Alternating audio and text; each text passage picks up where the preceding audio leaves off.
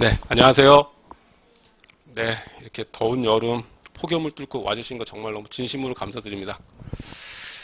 네, 일단 이번 시간 크게 두 부분으로 할 거고요. 하나는 이제 공부 반복론에 대한 얘기를 한번 해볼 거고요. 그 다음에는 간단하게 제가 이번에 올렸던 18년 행시, 이번에 기출행정법 한번 같이 풀어보도록 하겠습니다. 근데 여기 이제 제 답안 특강이 있는데 그거와 관련돼서 나왔네요. 이제 뭐 여기 오신 분들하고 크게 상관없을 것이고. 자, 우선 공부 방법론 뭐 한번 짧게 한번 해볼게요.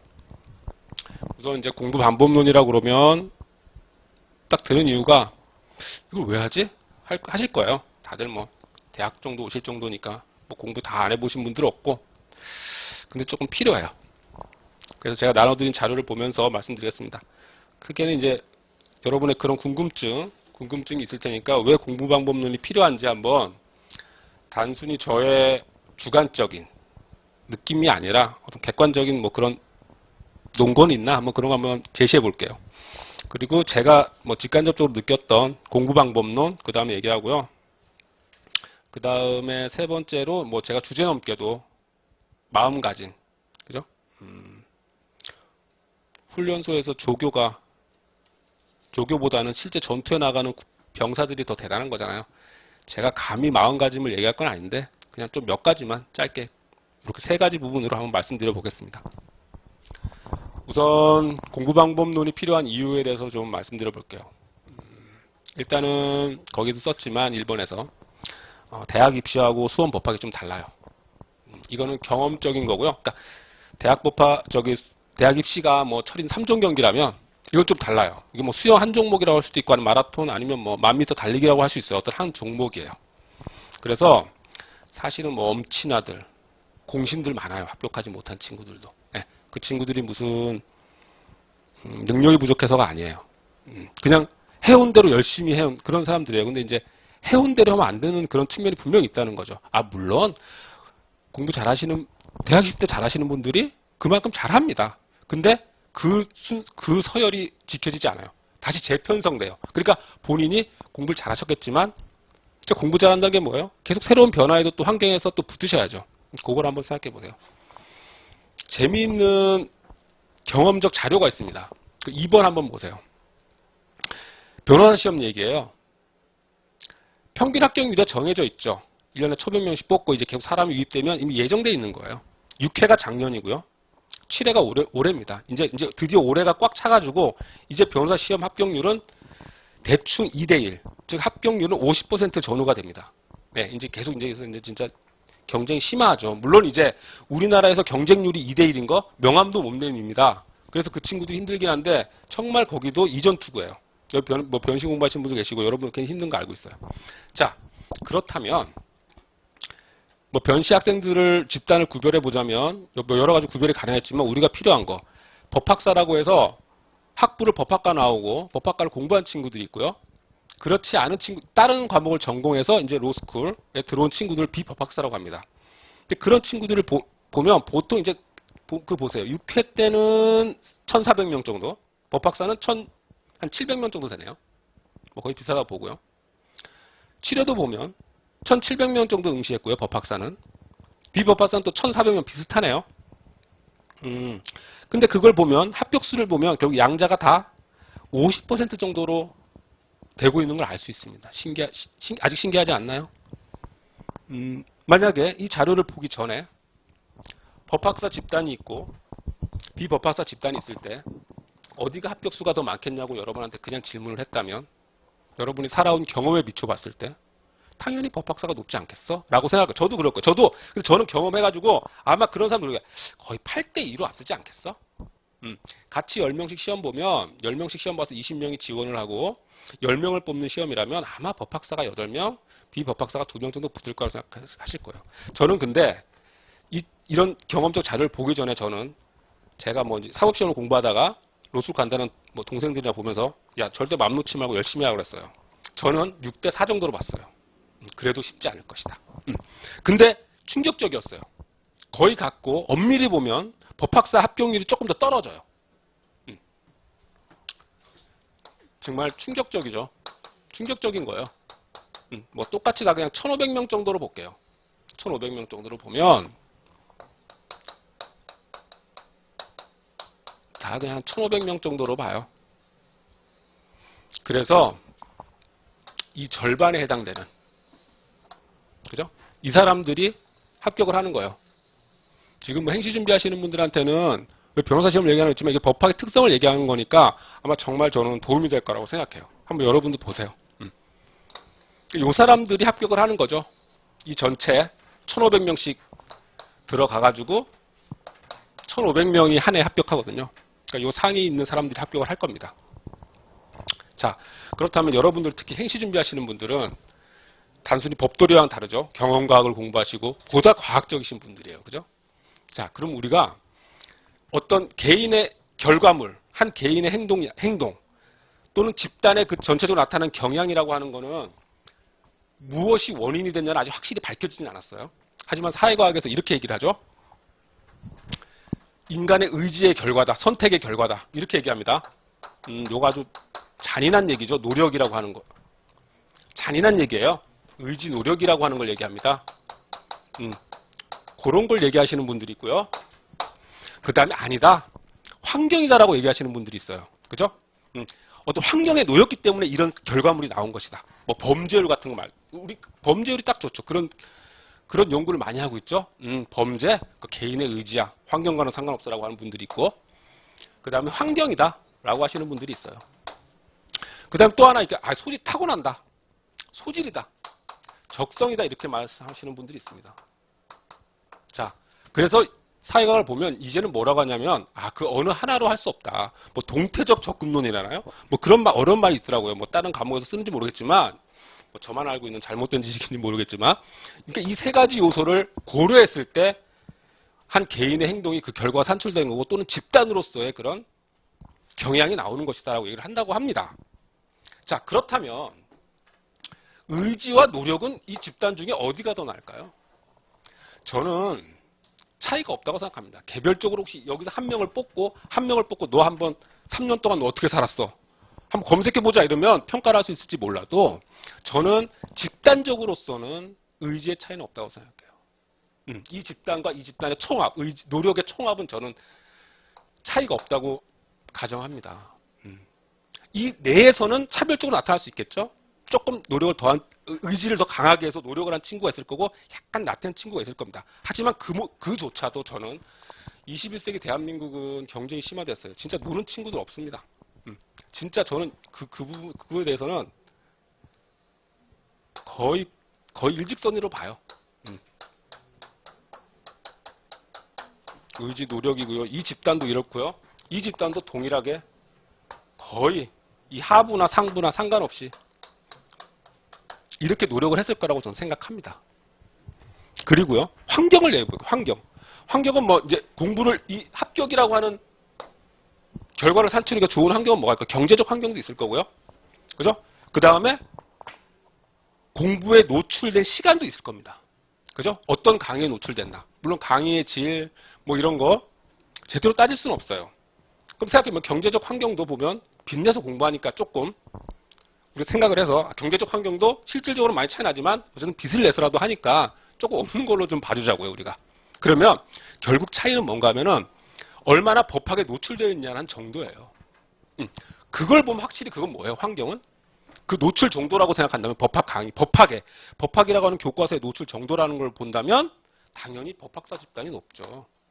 이거는 장래에도 계속 이런 비율이 나오겠지만 지금 법학사 집단은 장래 로스쿨의 법학사 집단보다는 사회 통념상 수준이 높습니다. 왜냐하면 지금 여기는 흔히 말해서 명문대생들이 많아요.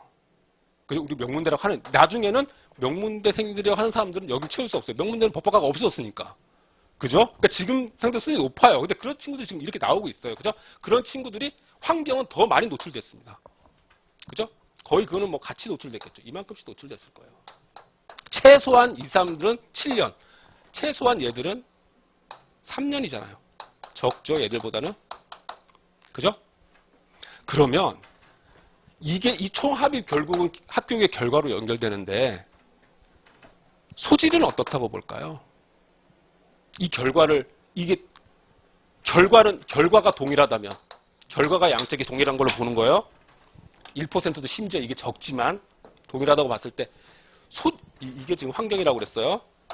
자, 그럼 소질은 어떻다는 거예요? 결과적으로 과학적으로 생각하다면 이 집단보다 이 집단이 뛰어나다는 거예요. 그죠? 신기하죠? 근데 일단 그렇다고 봐요. 그러니까 소질은 그럼 이 집단 내에서는 소질은 어떨까요? 스펙트럼적으로 존재하겠죠. 그죠? 여기에 법학의 적성을 잘 보이는 친구들과 그렇지 못하는 친구들이 분명히 같이 이렇게 존재할 거예요. 그죠? 여기는 얘들보다 소질이 적은 친구들이에요. 왜냐하면 한번 사법시험을 통해서 한번 검증이 된 거죠. 그죠? 그때 합격을 못했다고 하는 거는 어떻게 보면 뭔가 방법론이 잘못됐거나 그럴 수 있는 거예요. 제가 말씀드려보니까 소질은 쟤들보다 여기도 소질은 차별적이겠지만 이쪽 친구들보다는 소질이 아무래도 적은 거죠. 그래서 이 총합을 합쳤을 때 합격이란 결과가 나오는 거죠. 그러니까 제가 그럼 저는 이 경험적 자료를 이렇게 해석하고 있습니다. 여러분. 그러면 그럼 뭐냐? 나는 공부는 왕도가 없다고 해서 공부하러 들어왔는데 이게 무슨 예체능계 같은 거냐? 꼭 그렇다고 보진 않아요. 거기 제가 써드렸지만 일단 소질 적성이 요구된다라고 하는 거 알려드리고 싶고요. 그러니까 여러분이 만약에 뭘 하다가 남들과 같은 결과물을 도출하지 못한다고 그랬을 때 노력이 아니에요. 자꾸 그러니까 순진한 친구고 열심히 하는 친구일수록 그렇게 생각하기 쉽거든요. 내가 뭔가 노력이 부족해. 그냥 동일한 노력을 해서 안 된다는 말씀을 드리고 싶은 거고요. 그럼 나 해보니까 그래 나도 뭐 보니까 다른 친구들 뭐 이래독 할 때 난 이래독 시간도 오래 걸리고 적성이 없는 것 같네? 그럼 포기하라는 얘기인가? 아닙니다. 포기하라는 얘기가 아니라 주변을 살펴서 적당한 방법을 좀 찾아보자는 얘기예요. 그냥 한다고 절대 안 됩니다. 그리고 공부를 하면서 내가 어떤 적성인지 한번 관찰해 보자는 거예요. 그래서 자꾸 방법을 찾아야지 시험 떨어지면 그냥 진짜 자신한테 엄격한 사람일수록 사실 시험 붙는 게 쉽지 후회 없이 노력했노라라고 말하기는 사실 힘든 거예요. 그렇지 않습니까, 여러분? 좀 잘난 척하는 사람들이나 나 진짜 노력했잖아. 그래서 붙었어. 뭐 이러는 거지. 사실은 자기 마음에 티끌 하나 남지 않게 오로지 내가 수험을 위해서 불태웠노라고 말하는 건 쉽지 않아요. 그러니까 불합격을 받고 나서는 어떻게 하면 내가 노력이 부족했어. 다시 더 열심히 해야지. 이러고만 간단 말이에요. 그러면 반복이 될 수 있다. 좀 그 점을 자꾸 말씀드리고 싶은 거야. 여기에 속하는 친구들 있잖아요. 이 친구들은 이제 앞으로 강의도 하겠지만 안 좋은 강의도 상관없어요. 그냥 몇 회도씩 하고 반복하다 보면 필요한 답안 써내요. 이 친구들만 계속 뭐지 하고 있는 거예요. 힘들어하고. 저는 그러니까 밑으로 갈수록 도움이 필요한 친구들이거든요. 이 친구들 위해서 저는 말하는 거예요. 그러니까 이제 그런 친구 세 번째 그런 친구들의 저는 특징이나 그러니까 이제 이런 친구들이 어떤 느낌이 드는 줄 아세요? 법학 강의를 들으면 이런 생각 많이 듭니다. 이럴 거면 이 강의를 왜 듣지? 아마 여러분이 법학 강의 들어보신 분이나 이제 앞으로 들으시면 학교라든지 들으면 이럴 거면 이걸 왜 듣지? 이런 생각이 들어요. 저 역시도 처음 대학 와서 법학 강의를 듣는데 맨 처음에는 대학은 이런 거니까 내가 잘못된 줄 알았어요. 정말 그러니까 오해도 안 돼. 그러니까 고등학교 때는 내가 뭘 배우면 선생님한테 배웠다는 느낌이 들었어요. 저 사람이 날 가르쳐서 내가 알게 됐다. 근데 법학 지식은 사실 그렇지가 않아요. 내가 책을 읽어서 알 것 같아요. 처음 뭔 얘기하면 고등학교 때 수업 시간에 앉아서 뭐 말씀을 막 하시잖아요. 그러면 그게 나중에 되면 오해일지라도 뭔가 연상이 되고 저게 저런 말씀을 하시고 저런 맥락 속에서 나오는 말씀이실 거야 라는 생각이 들면서 공부를 합니다. 그렇잖아요? 텍스트를 그렇게 보고요. 근데 이놈의 법학이라고 하는 것은 도저히 그렇게 되지가 않아요. 진짜로 나중에는 이게 음파예요. 교수님 말씀이 내 이 귀를 때리는 진동이지 이게 의미가 없어요. 정말. 여러분 그렇게 느끼실 거예요. 그러다 보면 특히 뭐 학원 강의 같은 거는 선택할 수 있는 거니까 안 듣잖아요. 이럴 거면 뭐 혼자 공부하지 이런단 말이에요. 근데 또 의외로 일회독 자체도 힘들어요. 그러니까 뭐 선배한테 물어보고 잘하는 친구들한테 물어봅니다. 근데 의외로 고등학교 때는 공부 잘하는 사람 뭐 물어볼 수 있잖아요. 그럼 걔가 설명을 해줘요. 그렇잖아요. 야 수학 문제 이거 어떻게 푸니? 봐봐 이렇게 야 고마워 이렇게 하고 넘어가는데 법학은 이상해요. 걔 잘한다는 친구한테 물어보면 뭐라고 했냐면 그냥 읽어. 그냥 외워. 자꾸 이래요. 마치 방법을 가르치기 싫은가라는 느낌이 들 정도로. 그러니까 자꾸 그래도 잘하는 애를 따라야 되니까 그냥 무작정 읽으려고 또 가서 돌아가서 책상으로 돌아가 보면 나중에는 어떻게 하냐면 글을 읽는 게 아니라 글자를 읽게 돼요. 그냥 이래독 하라고 이래독 하고 그다음 이해독 하면 느낌이 달라진다고 얘기를 하니까 한번 이제 알았어 하면서 자기를 막 자책하면서 읽는단 말이에요. 그럼 읽다 보면 글자를 읽고 있거든요. 무슨 의미인지 아시죠? 글을 읽는 게 아니라 글자를 읽고 있다고요. 우리나라 한글은 자모음 가르쳐주면 어린애도 우리 법서도 읽어요. 그걸 말씀드리는 거예요. 그러고 있단 말이에요. 그러면서 그럼 또 이럴 거면 내가 왜 읽지? 이런 생각이 들으니까 뭐랄까 늪에 빠지는 거죠. 자, 그런 분들을 좀 도움을 드리고 싶은 거죠. 자, 그런 분들에서 3번 특징을 제가 말씀드리자면 제가 본 이건 뭐 주관적인 판단할 수 있는데 약간 보면 사고를 확대하는 경향이 있어요. 뭐 이제 나중에 이제 뭐 공부하시거나 이러면 좀 느끼실 텐데. 그리고 정말 숭고하죠. 2번. 안다는 것은 이해하는 것이고 알아야만 즉 이해해야만 합격하는 것이다라고 하는 정말 숭고한 마음을 갖고 계세요. 그러니까 이런 분들이 실패하면 안 되는데 예, 좋은 마음이지만 너무 순진하세요. 그렇게만 생각하시면 안 돼요. 그 다음 사례집을 꼼꼼히 보지 않습니다. 그 다음에 치명적인 거예요. 답안지를 잘 안 써봐요. 여러분 절대 그러지 마십시오. 몰라도 답안지부터 쓰고 답안지 흉내내는 걸로 생각하세요. 나중에 또 말씀드리겠지만 예전 그 운전면허 시험에는 주행이라고 하는 게 있었어요. 그러면 학원에서 운전을 가르쳐 주는 게 아니라 주행만 통과해 주게 합니다. 뭐라고 하면은 자 핸들을 여기쯤 자 여기 저기 나무 보이시죠?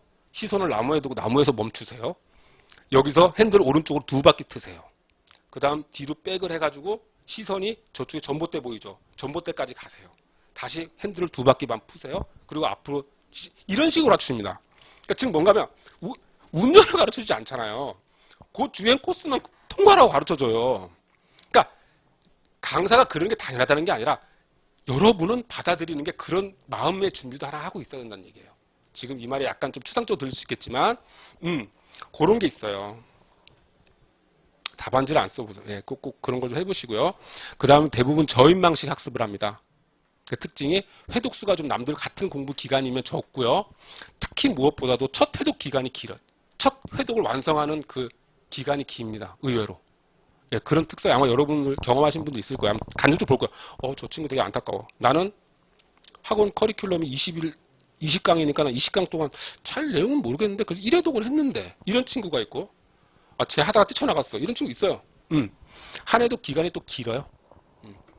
그러니까 이런 분들 보시고 자기가 약간 좀 나도 이런 특성인 것 같다 이러면 약간 적성이 떨어지는 거거든요. 그러니까 조금 더 노력을 하시고 주변을 좀 살펴보셔야 돼요. 진짜 공부 방법은 필요하고 자기 자신 관찰하는 거 필요합니다, 여러분. 자, 그 다음 공부 방법론이요. 좀 아셔야 될 게. 일단은 제가 여러분한테 알고는 우리 법의 체계라는 것하고요. 법서가 뭔지를 좀 알려드리고 싶고요. 그 다음 그리고 나서 그 하부적으로 행정법의 특성.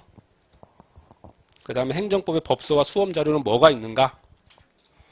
그리고 뭐 제 주관적인 게 되겠네요. 시험의 특성과 교재의 선택은 어떻게 하면 좋을까. 이런 거 하고. 그 다음 뭐 이제 구체적으로 공부 방법 강론을 한번 말씀드리도록 할게요. 우선 우리 법 체계는요. 좀 어려운 말인데 뭐 저도 이거 뭐 독일어로 쓸지도 몰라요. 들은 거예요. 판덱텐 체계라고 한답니다. 그러니까 쉽게 말씀드려서 이제 결국은 규범이라고 하는 거는 그 중에 우리가 법규범을 배우는 거고요. 규범은 인간사의 관계를 규율하는 거잖아요. 그러니까 만약 가령 우리가 그냥 쉬운 규범, 특정한 법을 들지 말고요. 만약 우리가 규범을 하나 성문화 시킨다고 생각을 해보세요. 우리가 규율이 필요한 관계는 이런다고 해서 가장 많은 관계 해가지고 뭐 부모자 관계 뭐 이런 게 있고요. 그 다음 많은 관계가 뭘까요? 형제 관계. 그 다음 많은 게 뭘까? 연인 관계. 연인 관계에 대한 규범을 만들자. 연인 관계. 그 다음 많은 관계가 뭐지? 이웃 관계. 그 다음은 모르는 타인과의 관계. 이때 어떻게 우리가 행동할지 그 규범을 정한다고 하는 거예요. 그죠? 마치 기독교에서는 뭐 뭐죠? 내 이웃의 아내를 탐하지 마라 뭐 이런 거 있잖아요. 그래서 우리가 규범을 만약 죄송합니다. 그런 거밖에 생각이 안 나지. 그거라고 하면 이렇게 한다면은 영미법 체계는 이거를 관련되는 걸 쭉 정한다고 그래요. 1조, 2조부터 쭉. 그러니까 이 하나를 보면 이해가 가요. 뭐 아침에 일어나면 어머니께 부모님께 인사를 드린다. 쭉 있다는 거 이렇게 쭉 둬요. 그리고 얘도 그 의미로 쭉 두기 시작합니다. 그러다가 이걸 두려고 하는데 어떤 뭐 32조를 두려고 하는데 일치해. 그때 여기다 준용 조항을 둬요. 이런 식으로 하고 맙니다. 그러니까 법을 모르는 사람도 내가 우리 아버지와의 관계를 어떻게 해야 되지 그러면 이 목록을 갖고 쭉 읽으면 좀 알아듣기가 쉬워요. 무슨 말씀인지 알겠어? 이것도 이렇게 쭉쭉쭉 이렇게 돼요. 그러니까 연인 관계에서 여기 공통되는 게 있으면 그때는 부모자 관계 그걸 유추한다. 그대로 한다. 형제 관계에서 뭐 있지 않니? 그걸 써라. 이렇게 해버린다는 얘기예요. 그러니까 연인 관계는 어떻게 형성해 나가야 될까? 보면 좀 이해하기가 쉽다는 거예요. 법을 보면. 그럼 우리 판덱텐 체계라고 하는 건 독일법과 대륙법계 체계라고 그러고요. 그 유럽의 유럽 대륙이죠. 이제 그 대륙법계 체계를 우리가 받아왔다 그래요. 그럼 이게 어떻게 되느냐? 우리는 법이. 그 법 이름도 뭐 이제 이렇게 쭉 담겠죠. 근데 우리는 법을 이거 담을 때 어떻게 담냐면 이런 식으로 달려버려요. 관계란 뭘까? 관계가 공통되잖아요. 공통되니까 관계라는 거를 비유해요. 관계. 이런 말이 나옵니다. 초장에, 1장, 그냥 첫 조문에. 관계니까 이제 떡 먹히죠. 그리고 관계의 주체는 뭐야? 관계는 누구누구 사이에서만 관계를 얘기하는 거야? 뭐 이런 얘기를 하게 돼요. 관계의 내용은 뭐야? 미치죠. 이런 식으로 해요. 그리고 그 다음 조문이면 어떻게 될까요? 과연. 이거를 또 분류를 합니다. 크게. 가족관계는 어떻게 해야 될까? 가족관계란 건 뭐고? 그 외 관계 뭐 이런 식으로 막 나누게 돼요. 그걸 규율합니다. 그러니까 지금 이게 뭐에 써먹을지를 잘 몰라요. 법소매라는 건. 그리고 들어가서 이제 여기서 다 규율하고 남은 부모와 자식의 관계 편 이렇게 얘기합니다. 그러니까 이걸 펴보면 엉성하게 보이는 거예요. 무슨 말인지 알죠? 부모의 자식을 다 하려면 여기서 이걸 다 갖고 오는 것도 아니고 필요한 규정을 갖고 와야 돼요. 그런 식으로 돼서 공부하니까 법전을 보면 전문가만 특히 볼 수 있다는 거죠. 전문가만. 법의 체계가 그렇습니다. 그러면 이런 법 체계 하에서 법서라고 하는 거는 뭘까를 한번 말씀드릴게요. 두 번째 있듯이 주석서입니다. 즉, 이 규범의 해석 방법을 갖다 적어 놓은 거예요. 해석 방법이 하나만 아니니까 견해 대립 있으면 견해 대립을 적어 놓고요. 결국 규범이라고 하는 건 뭐예요? 규범이라고 하는 건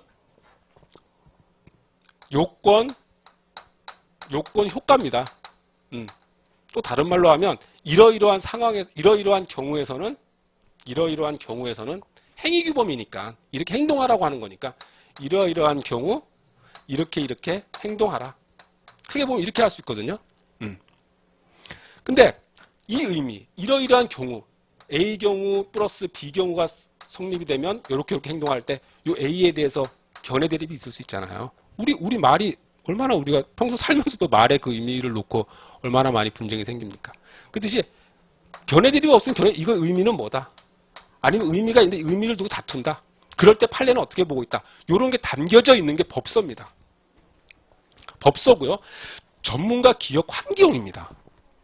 절대 교수님의 법서가 기본적으로 학습용이 아니에요. 니들 법학배우로 들어온 애들이니? 이거부터 공부해. 좀 힘들지? 이게 아니에요.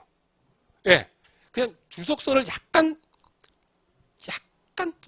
교수님 보기에는 이만큼 그렇게 말씀하신 분 있었어요? 이렇게 좋은 교과서가 어디 있냐? 우리 때는 진짜 교과서 이상했어. 정말 부친절해서 막 이러신단 말이에요. 근데 우리가 보기에는 지금 교과서도 굉장히 힘들어요. 그러니까 보세요.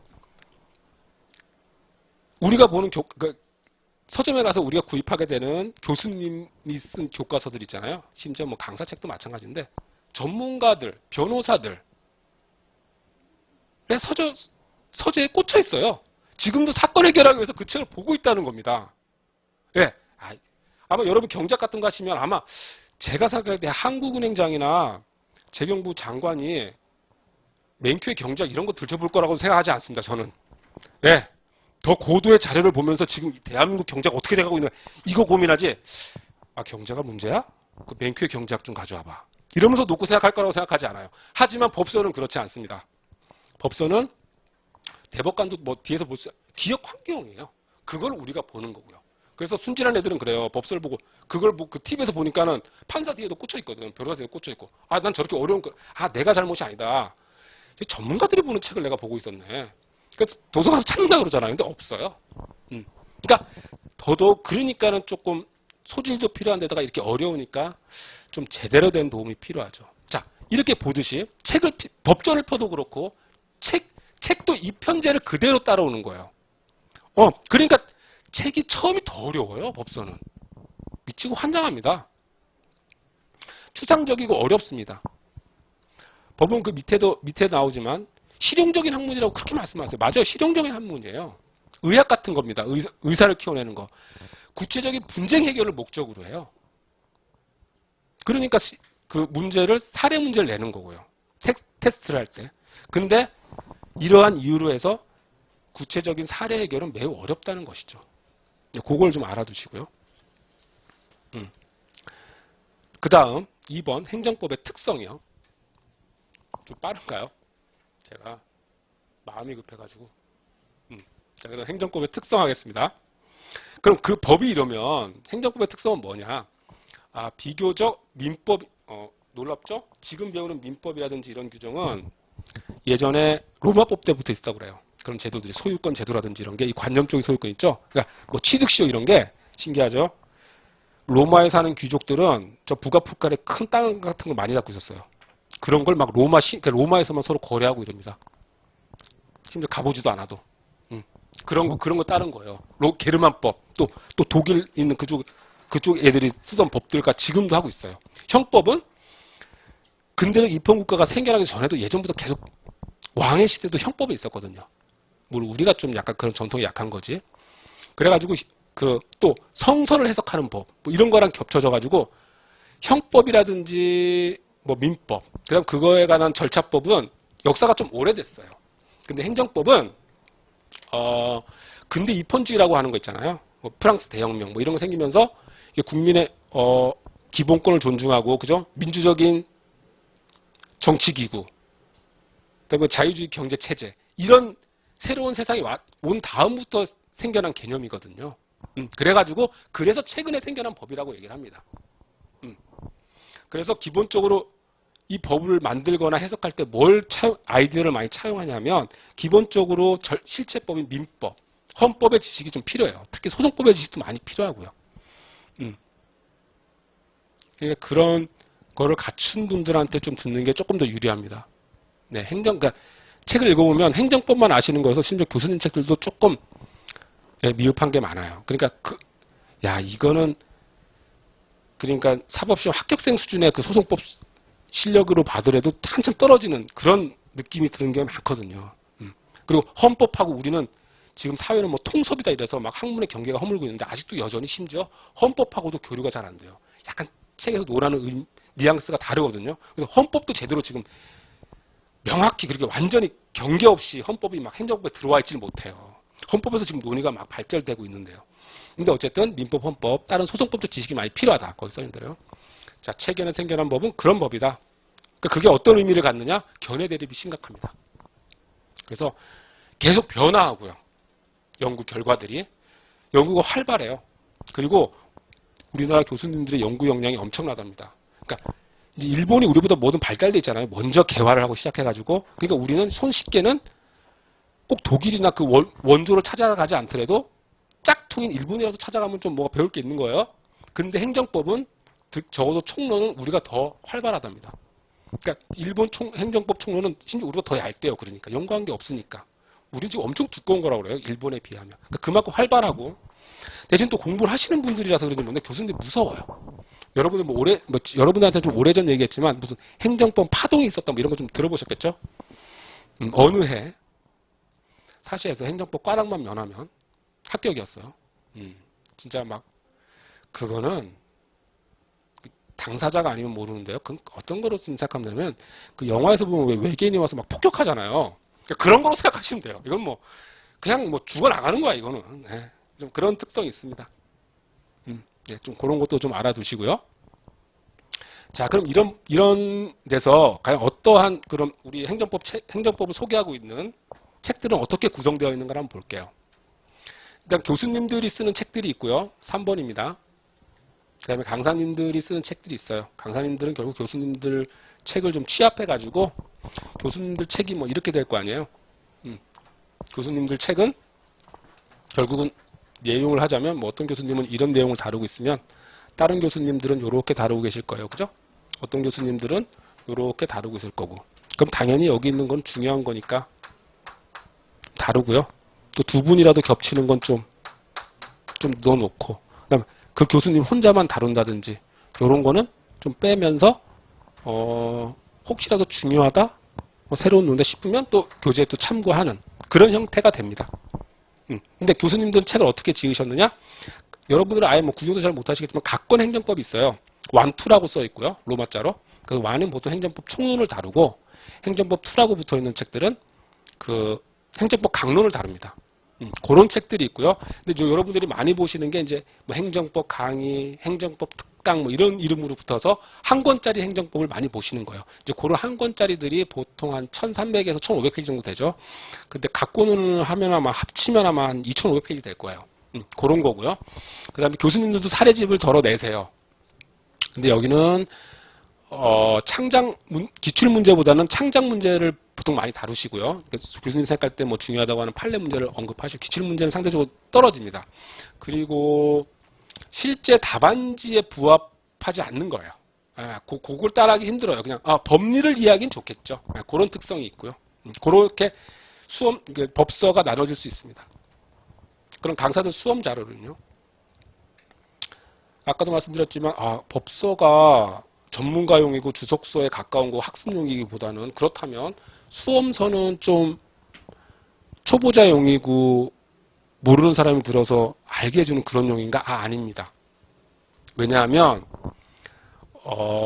아까도 말씀드린 이런 식으로 구성이 되고요. 왜냐하면 사례형을 쓰는데 사례형의 답안지를 제출해야 되는데 법학은요.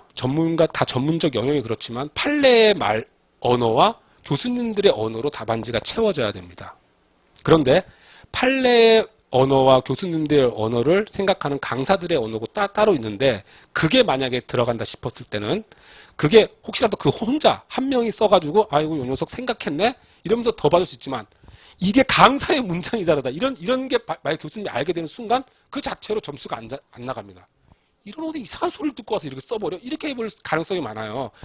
그런 것도 하나가 이유가 돼서 수험서는 철저히 가급적이면 교수님들의 문장을 해치지 않으면서 요약하려고 하는 교재들이 좋은 거고요.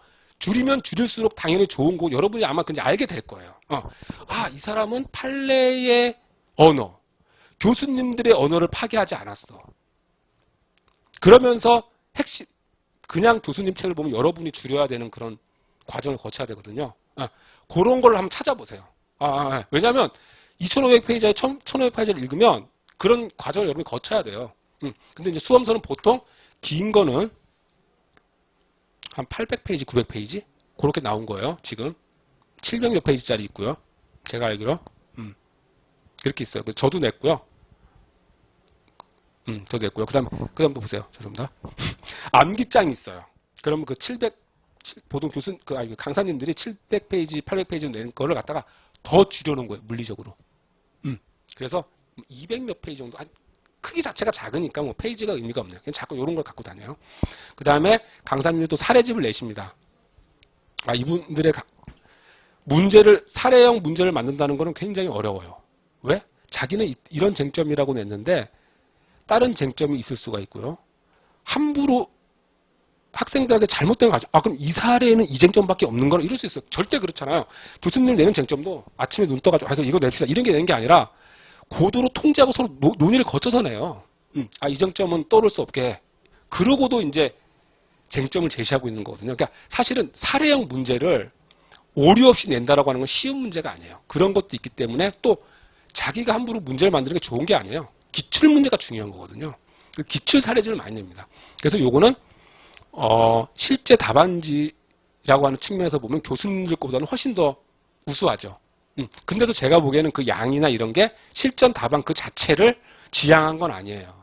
보시면 알겠지만, 자, 사례 해결이라고 하는 건 2단의 해결입니다. 일반론 행위규범을 갖다가 적시하고, 그러니까 넌 이렇게 행동해라라고 하는 게 사례 해결인 거예요. 그러니까 쉽게 말하면 우리가 홍동백서라는 이런 규범 알고 있죠, 그죠? 제사를 지낸다면 붉은색 과일은 동쪽, 하얀 과일은 서쪽에 나라 이거잖아요. 그러니까 질문은 뭔가 하면 지금 갑이 제사를 지내려고 하고 있다. 사과를 붉은 과일을 서쪽에다 놓았다. 이 행위는 정당한가? 이 얘기를 하고 있는 거예요. 이렇게 묻거든요. 아니면 붉은 과일을 들고 어쩔 줄 모르고 하고 있다. 어떻게 해야 하는가? 이걸 질문이에요. 그럼 2단의 서술입니다. 뭔가 하면은 홍동백서 딱 쓰고 제사는 뭐다? 제사에서 과일을 놓는다. 과일을 놓을 때는 어떻게 놓는다? 이게 일반론이에요. 자, 사암포섭? 갑은 지금 잔치가 아니에요. 환갑잔치가 아니고 제사 지내니까 맞다. 제사를 지내고 있다. 지금 과일을 들고 있다. 과일을 놓는 건 어디다? 붉은색 과일이니까 동쪽이다. 이게 사안의 해결이에요. 이런 걸 보기 2단의 서술인데 그런 걸 보여주는 게 사례집인데 여전히 이 사례집에서 교수 강사님들 사례집에서도 제가 안타까운 점은 그 수험서에 있는 일반론을 그대로 가져온다는 거죠. 그래서 지금 양이 많고 또다시 수험생들로 하여금 한 번 더 이제 또 줄이는 작업을 좀 하게끔 하는 게 아닌가 이런 생각도 들어요. 그리고 예외적으로 뭐 중요한 판례집을 선정해서 판례 본문을 싣는 판례집을 내기도 하십니다. 이렇게 이제 책들이 존재해요. 네, 그러니까 여러분들이 이제 가셔가지고 뭐 이제 선택하는데 한번 참고하시면 좋겠어요. 그러면 이러한 교재들, 이런 자료들 중에 어떻게 선택을 해야 될지 시험의 특성과 아까도 말했지만 2단의 서술을 해야 되는 이제 그런 여러분은 시험을 보게 되는 거고요. 결국은 시험의 특성은 그 4번 열려있는 시험이 아니에요. 요 책에 있는 내용만 나옵니다. 그 누군가 듣는 순간 이게 그런 시험이었어요? 정말 쉽네요. 이런 사람이 있을 거예요. 맞아요. 뭐 그럴 수 있어요. 그럼 여기서 100가지 얘기하고 있으면 그 100가지 얘기 여기 머릿속에 듣고 있다가 그게 어떤 얘기 하는지 해가지고 그 해당되는 얘기 써주고 포섭만 하면 된다고요? 와 진짜 쉽네. 그럴 수 있어요. 그리고 뭐 책의 문장을 옮기는 거라고요? 네 맞아요. 그런 시험 내 말 쓰면 안 되고 더 편해요. 저는 뭐 제 말 쓰는 게 더 힘들어요. 이런 사람도 있습니다. 네, 그런 시험입니다. 그래서 포섭하는 건 지금 말씀드렸고요. 그걸 포섭하는 걸 보여주는 거예요. 그럼 보통 교재 선택을 그 밑에와 같이 합니다. 학생들이, 수험생들이. 뭐냐면 강사님들이 쓰신 수험서를 선택하고요. 그 다음에 기출사례집을 늘 옆에 놓고 봐야 되는데 기출사례집을 사죠. 강사님들 사례집을 사요. 이제 이렇게 사서 공부를 시작합니다. 이렇게 하시는 분들이 있고, 그러니까 이런 분들은 교수님 책 기본서를 하나 사가지고 보충한다든지 그렇게 하고요. 그 다음에 뭐 심지어 뭐 물론 책을 다 사요. 다 사면서 뭐 교수님 사례집도 사고 이러죠. 근데 제 생각에는 교수님 기본서를 사더라도 이제 보충용으로 쓰시고 당연히 사서 보시면 좋죠. 그리고 교수님 사례집은 기출 사례집을 충분히 자기가 소화한 다음에 보시는 것도 괜찮지 않나 이렇게 생각을 합니다. 그 다음에 또 이렇게 보시는 분들도 있어요. 교수님 기본서하고 기출 사례집을 보시는 분들도 계십니다. 괜찮죠. 근데 아까 말했죠. 교수님 사례집은 약간 이런 특성이 있을 수 있거든요. 중요한 쟁점인데도 안 다루는 게 있을 수 있어요. 그러니까 약간 보충이라는 게 필요하고요. 또 교수님 서적은 너무나 깊이가 있고 당연한 거기 때문에 내용이 좀 많아요. 그러니까 홍동백서도 그냥 핵심만 있는 게 아니라 홍동백서가 뭐다 길게 쓰신단 말이에요. 그럼 그거를 줄여야 되는 문제가 있어요. 그러니까 공부하실 때 다른 뭐 강사책이나 이런 걸 보면서 또 이걸 이렇게 줄이면 되겠구나 해서 자기 적성에 맞으면 그것도 괜찮아요. 예전에는 그 책이 더 많이 이 신림동 수험서적이 세분화되기 전에는 그렇게도 많이 했다고 했거든요. 그런 것도 있어요. 근데 세 번째 이렇게 하시는 분들도 있다고들 하더라고요. 암기장하고 사례집만 놓고 이제 하시는 거예요. 대단하시죠. 뭐 이분들이 이제 되면은 뭐 이제 이런 분들이겠죠. 여기 극단에 있는 분들은 뭐 그럴 수 있다고 쳐요. 막 나오나 봐요. 근데 저는 비추합니다. 그리고 또 하나 이제 여기서 제가 덧붙여서 말씀드리고 싶은 거는 제가 정확히 지금 행생들이 정확히 이 모두가 이런다고 볼 수는 없겠지만 제가 이렇게 사이트 같은 걸 보면서 여러분들이 어떻게 공부하는지 좀 보려고 해요. 근데 신림동 커리큘럼도 그렇고 1년을 기준으로 보면 예비순환은 교수님 거 기본서 한 권짜리, 그 다음에 1순환은 강사님 책, 그 다음에 2순환 때는 기출사례집을 합니다. 그 3순환은 모의고사를 봐요. 그러면서 모의고사 보면서 암기장 갖고 합니다. 첫 번째 하나, 이건 최악인 것 같아요. 교수님 했다가 강사님 수험서 했다가 암기장 했다가 이거는 저는 정말 비추해요. 차라리 그냥 암기장으로 처음부터 하든지. 이게 시험이라고 하는 거는 이해한 사람과 이해하지 못한 사람을 가르는 게 아니에요. 좀 암기 좀 된 사람과 암기 못한 사람도 가르는 것도 아닙니다. 심지어. 암기를 하고도 침착하고 빨리 출력해낼 수 있는 사람을 골라내는 거예요. 이해 못하는 사람이 떨어지는구나. 암기 못하는 사람, 아니에요. 그걸 아직도 그 사람이 충분히 시험을 이해한 게 아니에요. 한 발 더 나가야 돼요. 써내야지만 붙는 시험이에요. 2시간 동안 나중에 이제 다음 시간에 이번에 기출문제 풀어보겠지만 아는 것도 문제가 생겨요. 시간이 없어가지고. 이거 교수님 마음에 이쁘게 할 말 다 하면서 시간을 하는 법이 뭐가 있을까요? 물론 이게 빠르면 될 거예요. 그것도 하나의 방법이에요. 하지만 문장을 압축하는 것도 방법이에요. 네. 그러니까 그렇기 때문에 즉 뭐냐?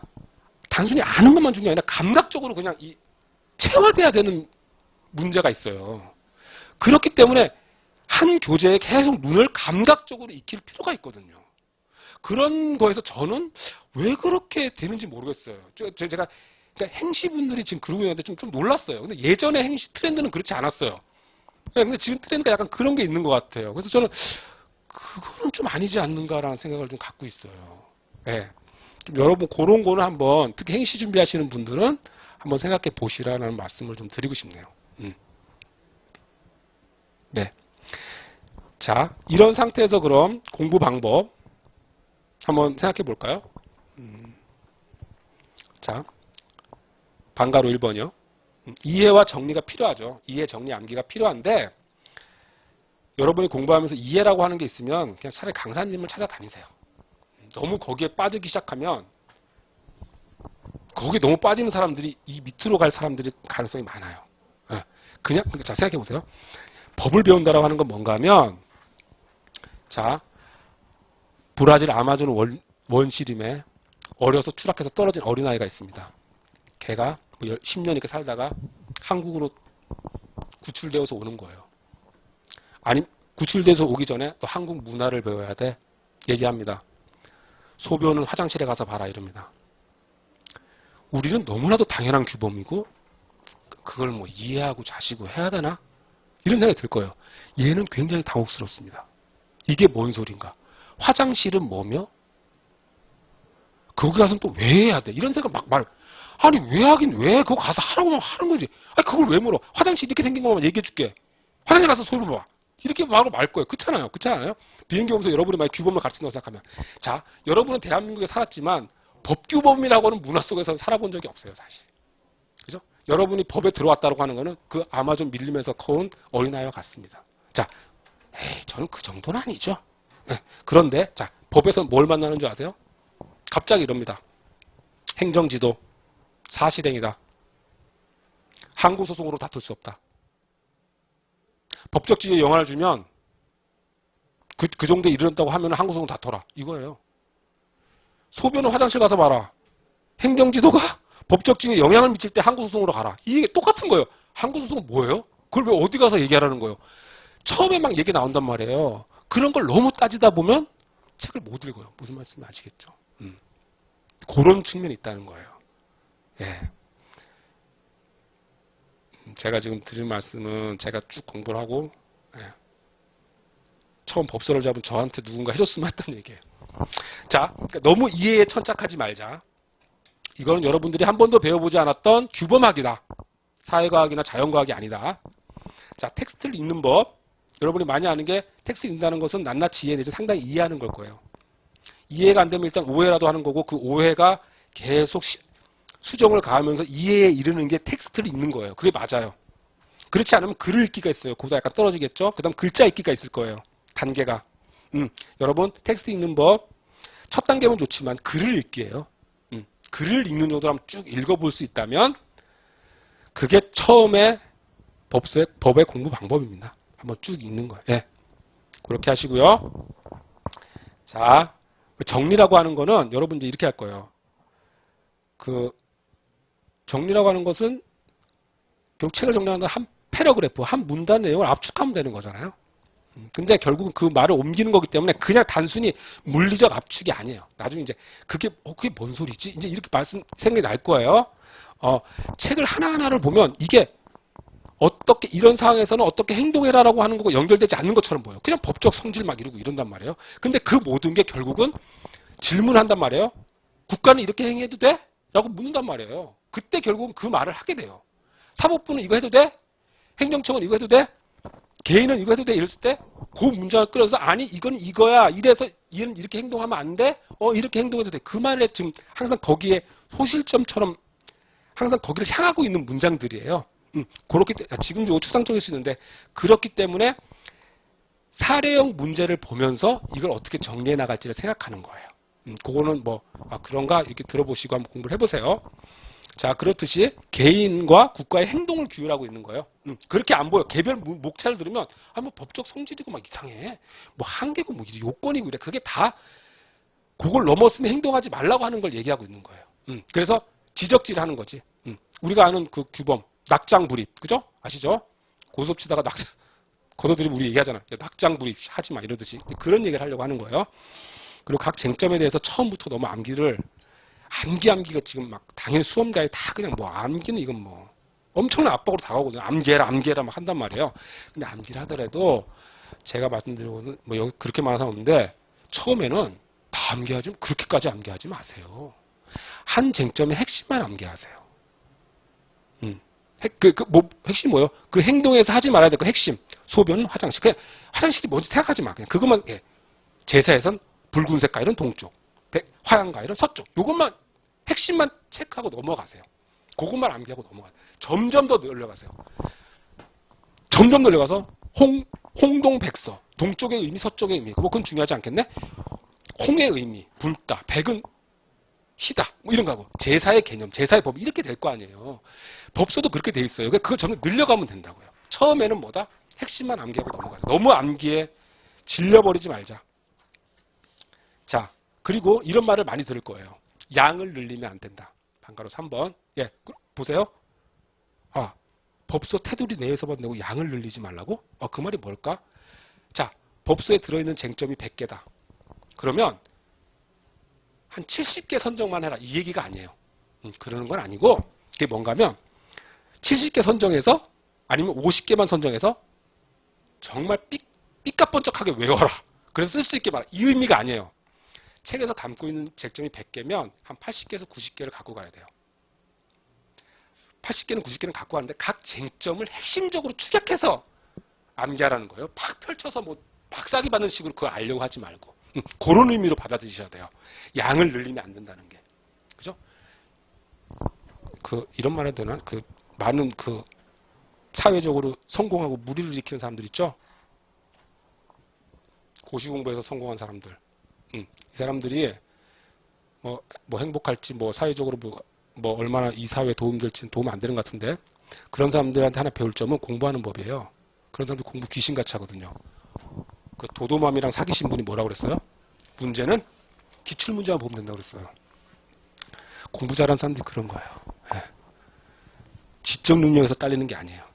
그 출발점에서 차이가 나요. 자, 4번이요. 써보기는 꼭 하셔야 돼요. 중요 쟁점 일반론 써보기. 일단 궁극적으로는 여러분 2단 서술을 해야 되는데 1단 서술만 좀 해보는 것도 아마 괜찮지 않을까 싶어요. 일단 제가 말할 전 쟁점이 만약에 100개면 제가 8, 90개 가져가시라고 그랬죠. 이제 그거는 그렇게 가져가시면 또 핵심 쟁점은 저는 한 4, 50개라고 생각해요. 이번에 제가 자랑이겠죠. 자랑인데 거짓말은 아니에요. 시험 2주 전에 특강했어요. 쟁점 39개 찍었어요. 이상한 거 말고 불러 모아놓고서는 당신들 이것도 모를 거다. 결국은 또 중요한 거 3선을 지냈지만 그거 했어요. 그거 다 나왔거든요. 행정지도 말고는. 그러니까 처음부터 내년 시험을 제가 하면 처음부터 그렇게 한 39개 이런 거는 확실히 중요 쟁점이라고 또 잡아서 1순위에서는 일반론이라도 한번 써보세요. 1단 서술 핵심적인 거라도 그 다음에 기초적인 사례 복잡한 거 말고 기출 사례 같은 걸 놓고서는 이제 2단 서술 또 해보는 거예요. 써봐야 됩니다. 자기 쓰기 싫으면 막 잘 때리세요. 빨리 써. 이러면서 써. 절대 나 너무 안 써. 책말지 너무 안 써. 이러면 책 집어던져요. 이제 자기 책상 앞에 답안지 놔요. 그리고 앞에다 책 세워놓고 책 앞에 자기 앞에 끌어들이지 마. 써. 이거 써요. 써야 돼요. 그리고 기출사례집은 처음부터 끝까지 늘 곁에 두세요. 늘 곁에 두세요. 하원 강의 많이 봤으면 오늘 배운 부분에서 다 사례로 나오거나 이런 게 아니거든요. 차라리 그냥 가면은 일단 사례부터 오늘 배운 부분에서 그 부분에 나오는 사례가 어떤 건지 그 사례부터 보세요. 그리고 나서 오늘 본 거 다시 기본서 들고 복습하고 이러세요. 기술사례는 처음부터 끝까지 늘 곁에 하시라. 아는 만큼, 필요한 만큼 읽으면 돼요. 점점 꼼꼼하게 읽게 될 것이고요. 특히 보실 때 문제를 꼼꼼하게 읽으셔야 돼요. 문제를. 주는 참조 조문 꼼꼼히 읽으셔야 됩니다. 그거 연습은 처음부터 꼼꼼히 읽으세요. 본문 내용은 아는 만큼 점점 읽게 될 거예요. 그 나중에는 당연히 강사 쓴 자료 같은 거는 막 비평도 할 수 있어요. 이거 좀 이상한 것 같은데 이 사람 좀 이상해. 할 수 있어. 그 맞아요. 그 말이. 그렇게 됩니다. 그 다음에 꼭 맨 처음에 그렇게 말씀하시는 분들 많았어요. 지금도 아마 그렇고 저도 그런가 싶은데 예습하지 말라 그래요. 왜? 특히 이런 사람들 생각하면 예습하면 막 밑도 끝도 없고 되지도 않고 막 그냥 고생만 하거든요. 그러니까 와서 듣고 복습하고 하라고 합니다. 근데 전 그래도 보통 이제 뭐 좀 나가면 한두 시간 내로 예습을 한번 해보라는 말을 꼭 권하고 싶어요. 강의가 좀 다르거든. 자기가 그냥 너무 깊게 생각해서 다음날 그날 오늘 수업 시간 할 것도 다 못 읽으면 소용도 없는 거고. 한번 글을 한번 읽듯이 소변을 화장실 가서 본다고? 여러분 화장실 몰라요? 그런 게 있나 보고. 이런 식으로 읽고 와서 저는 수업을 듣는 것이 낫지 않나 생각을 합니다. 그리고 복습하시고요. 좀 누적적 복습이라는 건 뭔가 하면 오늘이 만약에 3회차 가면 여러분이 강의를 듣고 아니면 여러분이 혼자 공부하시더라도 오늘 3일째면 첫째 날, 둘째 날 한 것도 한번 눈으로 한번 쓱 보세요. 똑같이 그러니까 중요한 쟁점만이라도 자꾸 눈으로 발라놓는 겁니다. 그렇게 좀 누적적 복습을 좀 하라고 좀 권하고 싶고요. 그 다음에 보는 과목이 한 과목이 아니잖아요. 이제 이게 미쳐요. 그러니까 이 책을 갑자기 덮으면서 다른 책을 끊을 때 마치 자식을 떠나보내는 같은 마음이 든단 말이에요. 나 이거 기억 안 나네 어떻게 이러는데 남도 다 똑같아요. 남도 다 똑같고 법학은 다음 순환이 돌아와서 필 때 봐 백지잖아 백지 이런 느낌이 드는 게 맞아요. 근데 펴서 시작하면 전보다 훨씬 시간이 짧아져요. 짧아져서 내년 6월 달에는 뭐예요? 6월 20 그때쯤엔 하루 만에 다 볼 수 있어요. 하루 만에. 내가 잘 모르는 것뿐만 아니라 하루 만에 다 볼 수 있는 수준이 된다고요. 여러분 행시는 특히 행시 같은 기준에는 행정법 한 과목만 보죠? 첫날에 보죠? 어려워하는 친구들 많아요? 진짜 좀만 준비해서 전략 과목으로 삼으면 자기가 시간을 배분할 수 있는 거예요. 아예 첫날에 시험 보는 거니까 하루 다 투자해서 완벽하게 준비해 나갈 수 있어요. 조금만 하면. 그러면 행정법은 의외로 말할 때는 다 하는 것처럼 얘기해도 정말 어려운 과목에 속해요. 행시생들한테는. 그죠? 전략 과목 삼으면 남보다 더, 여기서 남보다 한 발 더 앞서 나갈 수 있는 과목을 삼을 수 있어요. 그리고 또, 모든 운동 경기가 그렇듯이 첫 경기 중요하잖아요. 첫 세트 중요하고. 그렇지 않나요? 5과목으로 봐야 되는데 첫 과목이 행정법이에요. 잘 보면 정말 기분 좋아요. 법학은 자기가 해보면 잘 보는지 안 보는지 알 수 있어요. 그러니까 하시라. 암기 기억 걱정하지 말자. 그리고 뭐 독학과 학원을 활용하는 방법이 있는데 학원 강의 선택하고는 뭐 이러겠죠. 뭐 모르겠어요. 하여튼 여러분 이건 뭐 제가 뭐 하려고 나가다가 하여튼 여러분 선택을 하셔야겠죠. 근데 독학이 참 그래요. 너무 전문적인 거라서 그렇다고 또 저도 제가 한 이유가 뭐 딴 게 아니라 지금이 와서 뭐 강사를 되고 싶어서 강사를 한 게 아니라 공부하는 중간에 어느 정도 공부하고서 제가 그런 생각을 했었거든요. 제가 나중에 난 강사 해야겠다. 꼭 한 대라도 해서 내가 이 고생하고 당신들이 강의라고 하는 거 강의 아니야. 뭐 이런 생각을 좀 했었거든요. 근데 하여튼 뭐 여러분이 좀 찾아보시고 꼭 말씀드리고 싶은 거는 그 써봐야 된다는 거. 그죠? 그리고 그 시간이 어떤다는 걸 잘 보세요. 변시 같은 거는 10점당 뭐예요? 10줄을 메꿔야 돼요. 답안지가 좀 커요. 10점당 10줄이에요. 그게 주어지는 시간이 4분이에요. 4분 정도에 10줄을 메꿔야 돼요. 쉽지 않아요. 행시도 잘 생각해 보세요. 생각하는 시간을 한 20분 잡아야 돼요. 2시간 주는데 100점에. 그렇다면 뭐가 남아요? 점당 1분 나온다는 얘기예요. 10점은 10분 배당되는 거예요. 그걸 기억하세요. 그럼 10점은 보통 몇 줄 써요? 20줄에서 30줄 써야 돼요. 20줄 30줄을 쓰는데 동해물가를 한번 써보세요. 애국가를. 그러면은 시간이 남아요. 그거는 다 알고 완전히 하기 때문에 그래요. 시험장에서 잠깐 생각하는 거 있잖아요. 잠깐 생각하는 거. 그 운전하다 조는 거랑 비슷한 것 같아요. 시간이 쭉 가 있어요. 항상 생각하시고 항상 시뮬레이션을 시험장 당일 답안지까지 시뮬레이션을 가져가셔야 돼요. 공부하시면서 꼭 그렇게 하세요. 그리고 제가 이번에 뭐 그 답안지 예상 답안지를 쓰고도 제가 느낀 건데 생각보다는 조금 실망했어요. 여러분 잘 안 읽어요. 결론만 하려고 그래요. 근데 물론 아는 만큼 꼼꼼히 읽게 되는 현상은 맞아요. 근데 법학은요. 아무리 머리 좋은 놈도 읽은 사람 못 이겨요. 꼼꼼히 읽은 사람 중에 그 다음 또 통찰력 있는 사람이 더 앞서가는 거예요. 에? 우리나라 저기 민법학계에 그 대법관도 하시고 이런 분인데 뭐 그다지 뭐 자랑스럽진 않아요. 전 제가 보기에는 에버랜드 전환사채 사건에서 그죠? 굳이 또 별개 의견까지 장황하게 써가지고 제가 안 된다 이렇게 쓰신 분이 있어요. 그분이 독일어, 불어, 일본어에 엄청 능통하시대요. 그건 뭐예요? 선진부물과 직접 다이렉트로 통역한다는 거예요. 그럼 후진국 사람들은 어때요? 그 사람 입만 봐야 되는 거예요. 그 학회 가신 분이 그래요. 학회가 교수님들이 모여서 토론하는 게 아니래요. 고개 숙이고 그 사람만 떠든대요. 우리나라가 이래요. 당연한 거고 지금 법학이 뭐예요? 일단 읽어야 돼요. 읽어서 그 정보가 들어와야지 그냥 하면 안 돼요. 근데 읽는 게 상당히 귀찮고 싫어요. 이회창 씨라고 아세요? 요즘 여러분 잘 모르실 수 있어요. 대법관 연임하신 분이고요. 대쪽 같은 이미지 맞아요. 소수 의견 멋있는 거 많이 썼어요. 대법원 판례에서. 근데 그런 이미지를 갖다가 좀 정권에서 너무 인기가 없으니까 그분을 데려온 거예요. 김영삼이. 그래서 정치 입문하셔 갔다가 이제 대통령 못 되신 분이잖아요. 뭐 어떻게 대통령이 될지 모르겠지만 어쨌든 개인적으로 봤을 때 법조인으로서는 되게 훌륭한 분이세요. 그분이 한나라당 대표할 때 TV에 찍혀 있어요. 정치라는 게 원래 말로 떠드는 거예요. 다 말로 떠들죠. 그분이 이렇게 앉아있고 대표원을 막 말 끊고 떠듭니다. 그게 막 나오는 거예요. 그 와중에도 대법관 출신인 그분은 당직자가 올린 자료를 읽고 계셨어요. 제가 그걸 봤어요. 대법관들이 어떤 사람들이에요? 철학적인 문구, 양자역학 이런 텍스트를 읽는 사람들은 아니에요. 대단하진 않아요. 하지만 꼼꼼히 읽는 사람들이에요. 이번에 박근혜 대통령 탄핵 사건 보세요. 자료가 얼마큼이에요? 엄청나요. 그거 안 읽고 판단하면 그건 무당되는 거예요. 저는 법조인 아니에요. 아니요. 여러분들도 1차적 법조인이에요.